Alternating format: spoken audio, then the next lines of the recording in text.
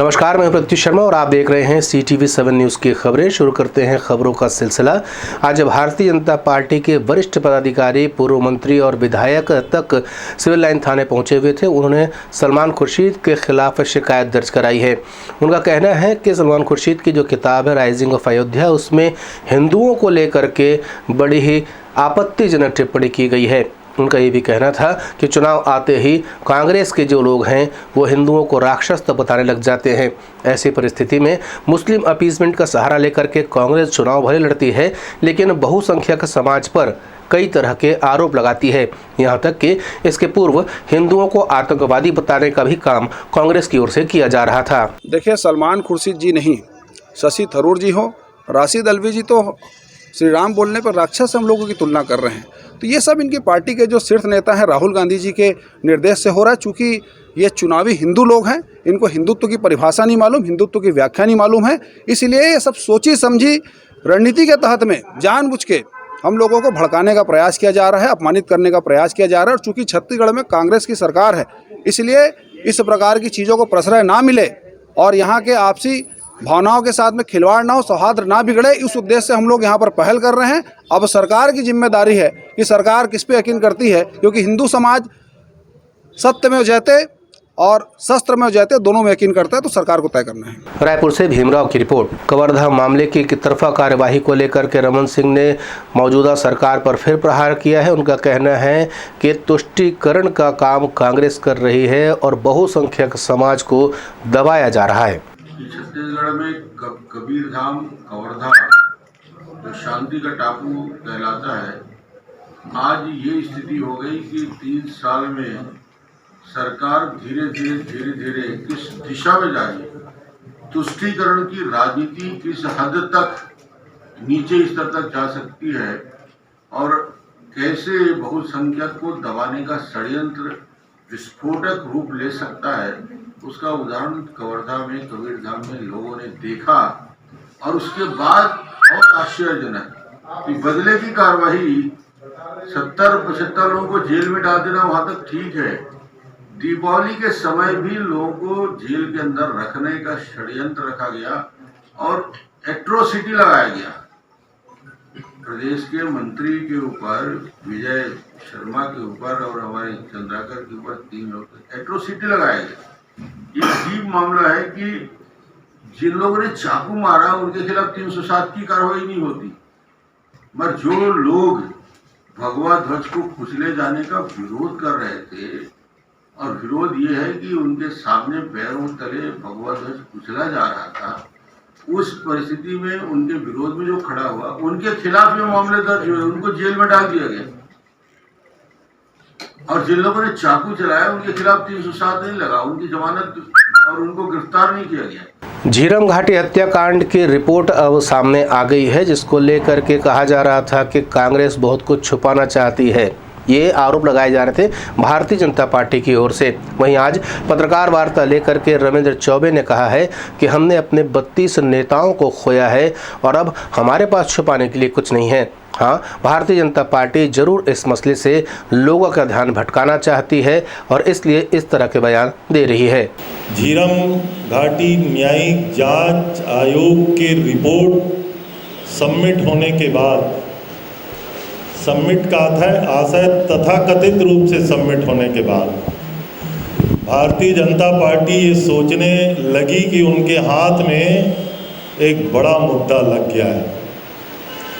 दिल्ली से परम आदरणीय पुरंदेश्वरी जी आती हैं, डॉक्टर रमन सिंह और धर्मलाल जी कौशिक, माननीय बृजमोहन जी और अजय चंद्राकर जी, ये सब लोग बैठ करके लगातार ट्वीट करके और प्रेस से चर्चा करके ऐसा बताने की कोशिश कर रहे हैं कि उस आयोग की रिपोर्ट में जो बातें हैं उसको हम कुछ छुपाने का प्रयास कर रहे हैं। साथियों, जिस झीरम में हमने अपने 32 नेताओं को खोया, हम वहाँ कुछ छिपाना नहीं चाहते। हम तो चाहते हैं कि हत्यारे कौन हैं ये लोगों के सामने आए। हम लोगों ने लगातार कहा है कि राजनीतिक सुपारी किलिंग षड्यंत्र का मामला है। नेता प्रतिपक्ष धर्मलाल कौशिक ने पत्रकार वार्ता ली है और भूपेश सरकार पर वादा खिलाफी का आरोप लगाया है। उनका कहना है कि योजनाओं का संचालन तक नहीं हो रहा है और विकास पूरी तरीके से थम गया है, जिसके लिए भूपेश सरकार जिम्मेदार है। तो आप अपना घोषणा पत्र वचन पत्र को पूरा कीजिए और 75,000 करोड़ रुपए आप उनको दीजिए।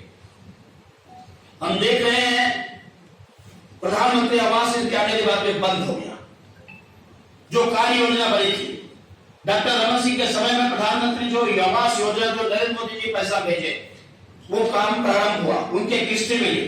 लेकिन इस सरकार के आने के बाद में लगातार चाहे वो शहरी क्षेत्र का हो चाहे ग्रामीण क्षेत्र का हो उसकी उपेक्षा हो रही है।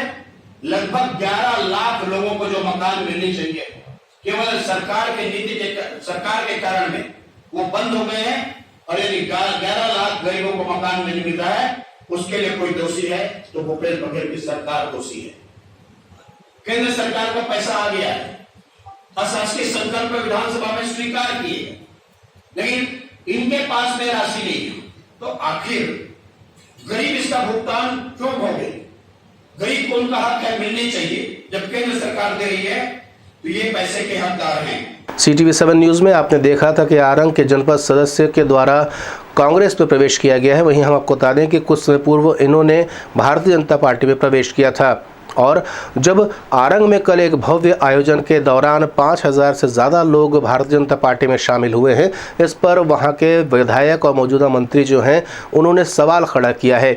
उनका कहना है कि ये पूरी तरीके से फर्जी आयोजन था जिसमें 5,000 लोगों को भारतीय जनता में प्रवेश किया जाना बताया जा रहा है। वहीं इस पर पलटवार करते हुए वेदराम मनहरे का कहना है कि ये किसी भी किस्म का फर्जी काम नहीं है, लोगों ने स्वस्फूर्त होकर के भारतीय जनता पार्टी का दामन थामा है।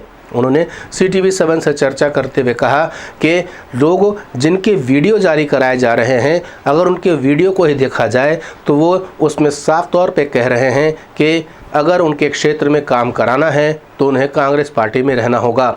यानी मतलब साफ है कि उन पर दबाव बना करके वापस कांग्रेस प्रवेश कराया जा रहा है।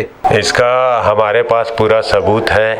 हम लोग एक एक आदमी का आधार कार्ड, मोबाइल नंबर और उसका हस्ताक्षर लेके ही हम लोग पार्टी में प्रवेश करवाए हैं और ऐसा बोलना उनका उचित नहीं है।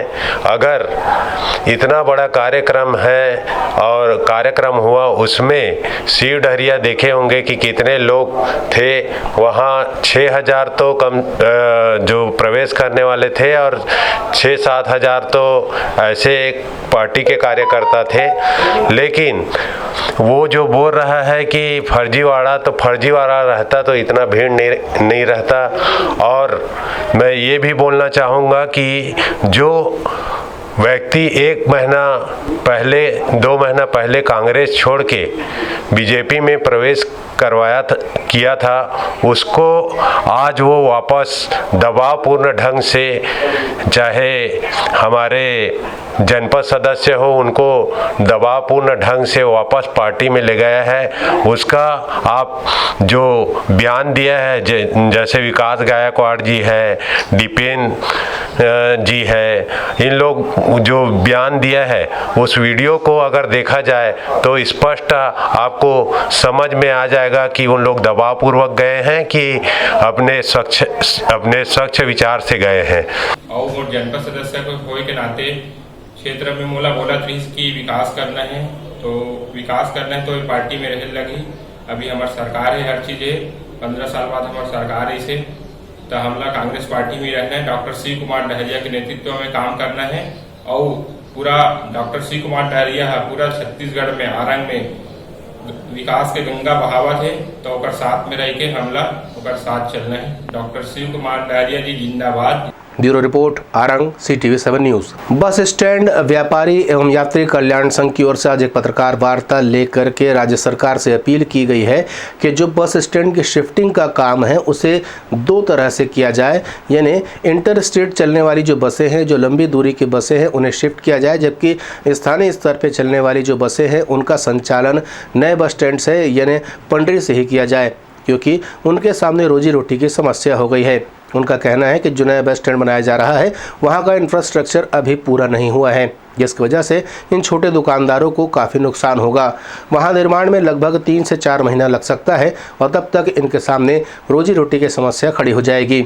इनका कहना है ये छोटे व्यापारी हैं, रोज़ कमाते हैं और रोज़ खाते हैं, और अगर ऐसी स्थिति में 3 से 4 महीना इनका व्यापार बंद रहेगा तो इनके सामने एक बहुत बड़ा आर्थिक संकट खड़ा होगा, जिससे इनका परिवार को जूझना पड़ेगा। वहीं इस संबंध में सोहेल सेठी ने CTV7 से चर्चा की और व्यापारियों की परेशानी बताई। ये अचानक एक नोटिफिकेशन जारी हुआ है कि 15 तारीख को परसों पूरा बस स्टैंड शिफ्ट हो जाएगा, पूरी बसों को ले जाएंगे। और हमारी मेन मांग ये है कि अभी वो जो इंटर स्टेट बस स्टैंड बना है वो सिर्फ एक बिल्डिंग का ढांचा है, उसमें सुविधाएं नाम की कोई ऐसी चीज़ नहीं है जो यात्री, मुसाफिर और ड्राइवर, कंडक्टर और दुकान मालक को चाहिए। ऐसी कोई भी चीज़ नहीं बनी है। मात्र 14 दुकानें बनी हैं जो बड़े बस मालकों को मिली है, और छोटे बस मालक या दुकान मालिक को दुकान नहीं मिली है। ऊपर बिल्डिंग में डॉर्मेट्री बना है और रेस्टोरेंट बना है, लीज़ हो चुका है, मतलब टेंडर डल चुका है। 3 महीना हो गया, एक आदमी ने भी टेंडर नहीं डाला है। सुझाव भी देते अपनी जो समस्याओं को लेकर उसके लिए बहुत बार अपने सुझाव दे रहे हैं, लगातार निरंतर दे रहे हैं, पर शासन है सिर्फ अधिकारी सुनते हैं और अपने ऊपर वालों को बताएंगे, अवगत कराएंगे, कहते हैं, आश्वासन देते हैं और चले जाते हैं। CTV7 के लिए रायपुर से भीमराव की रिपोर्ट। कॉमनवेल्थ गेम्स में शतरंज के प्रभारी भारत सिंह चौहान ने आज पत्रकार वार्ता लेकर के प्रदेश में शतरंज को बढ़ावा देने की नीति पर प्रकाश डाला। उनका कहना है कि वे हर स्कूल में जाकर के ट्रेनर को ट्रेन करेंगे, ताकि वही ट्रेनर आने वाले दिनों में बच्चों को शतरंज के लिए ट्रेन कर सके। शतरंज को बढ़ावा देने के लिए की जा रही इस नई पहल का स्वागत किया जा रहा है। हम आपको बता दें कि प्रत्येक स्कूल में जब 2 ट्रेनर को तैयार किया जाएगा तो वे अपने अंदर कई बच्चों को शतरंज के लिए न सिर्फ प्रोत्साहित करेंगे बल्कि इस खेल की बारीकियां भी सिखाएंगे और राज्य स्तरीय तथा राष्ट्रीय स्तर की प्रतियोगिता के लिए उनको तैयार करेंगे। उन्होंने CTV7 से चर्चा करते हुए पत्रकार वार्ता का मसौदा बताया। देखिए, मेजर मुद्दा ये था, इलेक्शंस था और चेस इन स्कूल है, चेस फॉर एवरीवन है, चेस ट्राइबल्स के लिए कैसे काम करना है, ये सब डिस्कशंस हुए हैं। और चेस इन स्कूल का हमारा ध्येय है कि हर स्कूल में पहुंचा जाए, स्कूल के टीचर्स को ही ट्रेन किया जाए, क्योंकि स्कूलों की संख्या और स्कूल जाने वाले स्टूडेंट्स की संख्या इतनी ज़्यादा है कि सारे चेस ट्रेनर्स नहीं हो सकते हैं, सारे चेस प्लेयर्स नहीं हो सकते हैं। इस चीज़ को कैटर करने के लिए ट्रेनिंग फॉर ट्रेनर्स का शुरुआत हम सबसे पहले करते हैं चेस इन स्कूल में, और उसी स्कूल के एक स्कूल से 2-2 टीचर को ट्रेन करने की हमारी वो है। और AISF ट्रेनिंग करेगी, सर्टिफिकेशन देगी और चेस स्कूल्स के बच्चों को चेस सिखाएंगे वो लोग, और हम लोग मॉनिटर करेंगे। फिर उनका 1 साल के लिए डिप्लोमा देंगे जो बेसिक लेवल का है, फिर एडवांस लेवल का है, और हमारा इसमें मोटिव ये है कि मैक्सिमम बच्चे चेस खेलें।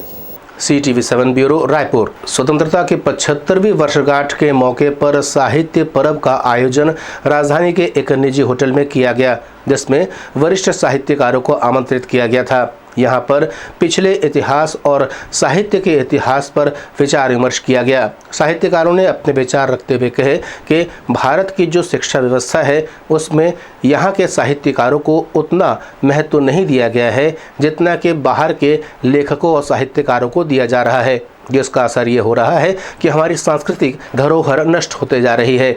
उन्होंने इस बात पे भी जोर दिया कि आने वाली पीढ़ी में भारतीय संस्कृति के गौरव को जगाए रखने के लिए ये बहुत ज़रूरी हो जाता है कि हम अपने स्थानीय साहित्यकारों को भी बढ़ावा दें। साहित्यकारों का ये भी कहना था कि साहित्यकार एक तरह से संवाद होता है शासन और आम लोगों के बीच, और उनकी विचारधारा को ही निबंध, कविता या लेखों और दूसरे माध्यमों से लोगों तक पहुँचाया जाता है।